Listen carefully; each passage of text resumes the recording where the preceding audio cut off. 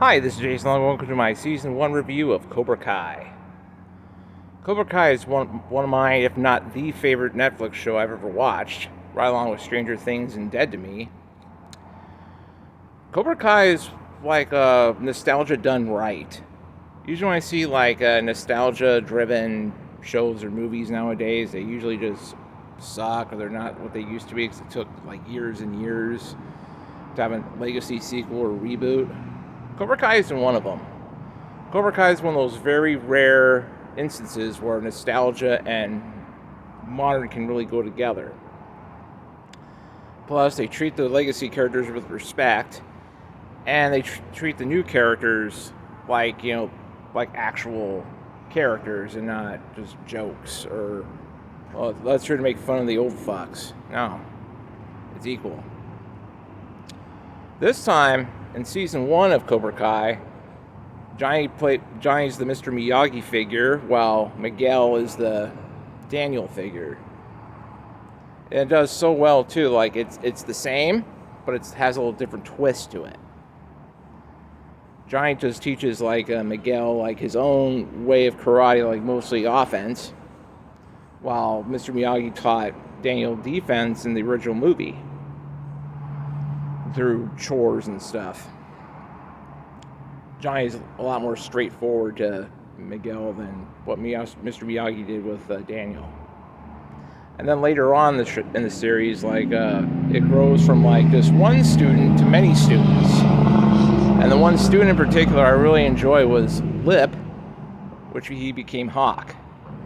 And that's one character change I really like. He went from being like a nerdy guy with a cleft lip to being like a very confident guy with a mohawk, and he stayed at Cobra Kai to prove himself that he's not Lip, not a nerd anymore. And that's good how he mans up. I kind of wish like more characters a lot like that. But anyway, Hawk just made far in the tournament at the end of the end of the show, while Miguel won the tournament. And with the other side of the coin, you have Daniel, who was once he's well respected in the Encino Reseda community, but he kind of changes his ways like a lot since Karate Kid Part 3. He went from being kind of the humble yet, tough person, although Karate Kid 3 was the total opposite. The less I say about that movie, the better, to a jerk. At least at first.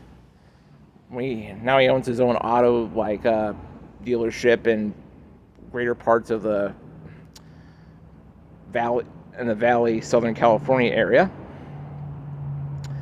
And Johnny met Daniel, and then and Daniel and his co-workers embarrassed Johnny to the point where Johnny got his confidence broken. And that's kind of like in the reverse of what happened with Daniel and Johnny in Karate Kid. While Johnny was the jerk, and Daniel was like the guy that got broken, now the shoe fits on the other foot now with Daniel being the jerk and Johnny being the beaten down guy. And you kind of feel bad for Johnny then on. And it's like the start of his redemption arc, went from being just a douchey bully when he was in high school to being a guy that wants to help out people. Although at first he didn't want to help out people because he feels lonely, feels he's been screwed over since high school. In ways he was. In other ways he made his own crappy decisions, and that would hurt you in the long run. At the very end of the show, at the very end of Season 1. If you haven't seen it yet, it's a really good ending. So check out Season 1 if you haven't got the chance, or if you haven't checked Cobra Kai out, just give it a chance as well. So anyway, I'll be back with Season 2. Late.